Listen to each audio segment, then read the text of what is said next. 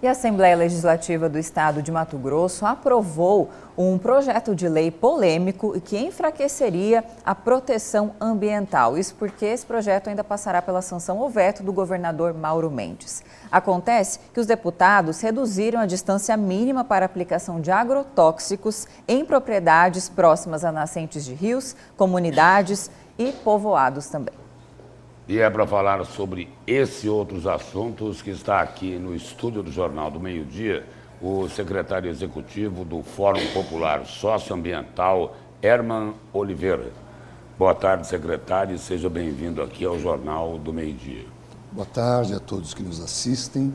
Secretário, na prática não tem mais distância mínima nenhuma, ou seja, a grosso modo, vão poder despejar veneno praticamente dentro do rio e sobre as cidades? É isso que foi aprovado ou não? É isso que foi aprovado, né? Como você disse, na prática, a gente tem um retrocesso ambiental, eu não diria sem precedentes, mas bastante gravoso, na medida em que as pessoas estarão mais expostas a agrotóxicos e também, já que a gente está num cenário de crise hídrica e crise ambiental, né? Crise climática, eu diria que isso coloca em risco a potabilidade e a capacidade de recarga, né, e de acesso à água saudável pela população. Agora, secretário, explica para a gente o que muda com esse projeto de lei, que é lá de 2023, parece que houve aí uma segunda votação em regime de urgência, não houve tempo muito para debate e agora está nas mãos do governador Mauro Mendes sancionar ou vetar. Então, alguns limites foram realmente reduzidos a zero, outros modificados. Explica melhor para a gente. Bom, para a aplicação dos agrotóxicos, né? Sim, sim. A aplicação terrestre, a justificativa é que os pequenos agricultores e médios, eles teriam os mesmos direitos dos grandes agricultores, né, das grandes propriedades. O que me parece que é absurdo, porque, na verdade, você teria que ter políticas públicas de inserção da cadeia produtiva de pequenos e médios em outra perspectiva, na produção real de alimento, né? Então, hortaliças, frutas, legumes, coisas que as pessoas precisam ter acesso num custo baixo, né? Já que Mato Grosso importa mais de 80% dos alimentos que vão à mesa, né? Então todos os legumes que a gente come, né? As frutas, elas não são plantadas aqui, são plantadas fora. Então você teria que ter, implantar, né, e fortalecer as políticas públicas para esse público. A agricultura familiar, né? Claro, e não integrá-los à lógica do grande. Então, mas o que muda? Para ser específico, pequenas propriedades não têm mais limite, as grandes continuam tendo aí 90 metros ou não? As grandes propriedades continuam tendo seus limites, né, 90 metros. Certo. E as pequenas propriedades, a depender, elas podem chegar até zero, na prática. Não vai fazer diferença se são 20, 25 metros, porque eles partiram desse pressuposto de que, por uma aritmética inexplicável, eles disseram que 25 metros seria uma distância segura de aplicação de pulverização terrestre de agrotóxicos ou de veneno, né, como a gente costuma chamar. Agora, secretário, já existem estudos sobre essa questão aí dos agrotóxicos aqui em Mato Grosso, revelando que está contaminando muita gente com veneno, com doenças graves e, em muitos casos, de forma irreversível. E aí? Bom, e aí que é a velha lógica, né?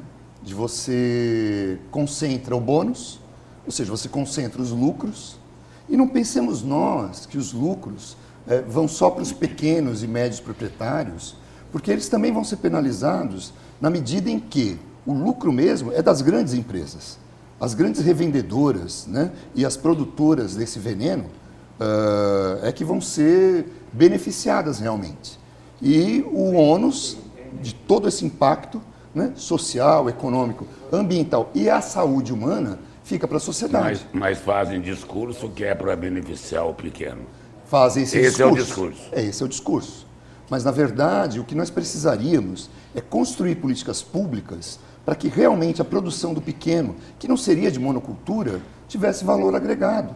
E para que o Estado não fosse cada vez mais onerado com, por exemplo, você consome um alimento de produção orgânica ou da agroecologia. Esse produto, ele tem um sabor absolutamente diferente do produto que você consome no mercado. Agora, quem consegue ter acesso a essa cadeia produtiva? Quem tem poder aquisitivo alto. A população em geral não tem, ou seja, ela é penalizada 2 vezes. Agora, secretário, mudando um pouco de assunto para também uma polêmica recente, a decisão, na iniciativa do governo de Mato Grosso, de requerer ali ao STF, numa ação direta, a mudança na interpretação de que as pessoas que promovam desmatamento ilegal e queimadas também ilegais sejam penalizadas, possam ser penalizadas com o confisco, o perdimento de sua terra. Na sua opinião, isso é uma decisão acertada ou é preciso um pouco mais de diálogo, já que o direito de propriedade é resguardado, mas, por outro lado, esses crimes também não podem continuar sem punição? É o que argumenta o governador, inclusive. Olha, salvo engano, eu não sou da área jurídica, né? Mas já existe uma previsão legal em relação a isso. Então não existe nenhuma inovação por parte do governador. Ampliaria uma interpretação, né? Sim, incluiria ali no rol de crimes. Sim, de uma legislação que já existe, né? Eu não vou me aprofundar nisso porque eu não teria de memória o que reza, né, esse dispositivo legal. No entanto, me parece que isso talvez seja também uma falsa polêmica, né? Uma falsa discussão. Porque se você aplicar realmente a lei com rigor, né, e de maneira célere, eu acho que a gente consegue avançar mais na questão ambiental.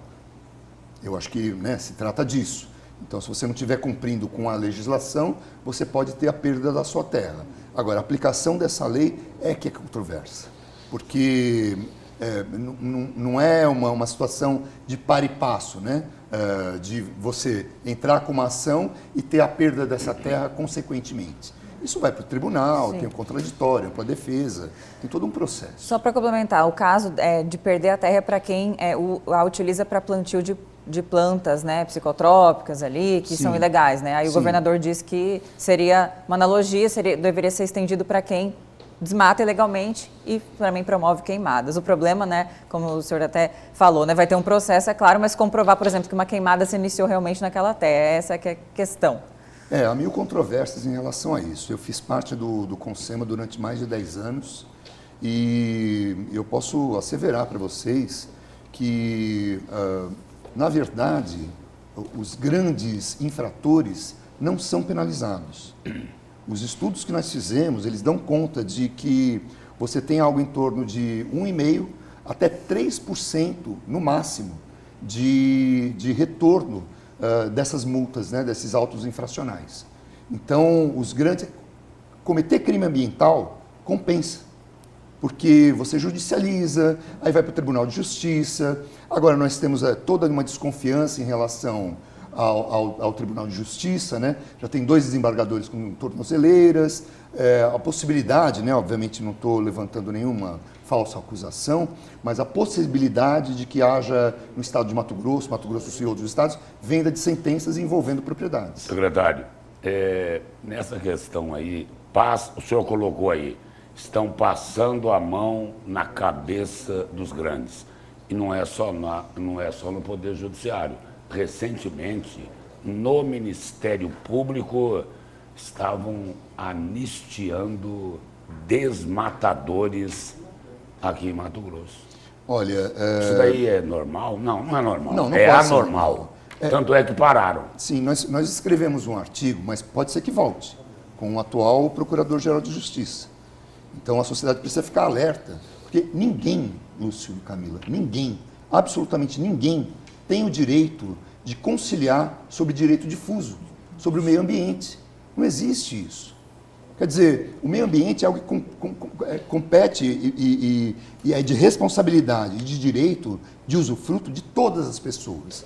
Então, se você faz um processo de conciliação amplo, anistiando infratores, né, diminuindo multas, ou criando só sistemas de advertência, você está... E nesse caso aí, secretário, era um mutirão ambiental da Secretaria do Meio Ambiente com o Ministério Público, e o que foi denunciado no Conselho Superior do Ministério Público é que estavam anistiando, perdoando desmatadores.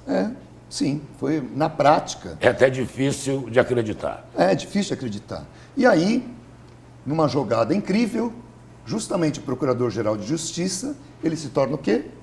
Desembargador. Pasmem, né? Ele foi premiado, né, com a função de desembargador. Secretário, obrigado pela presença.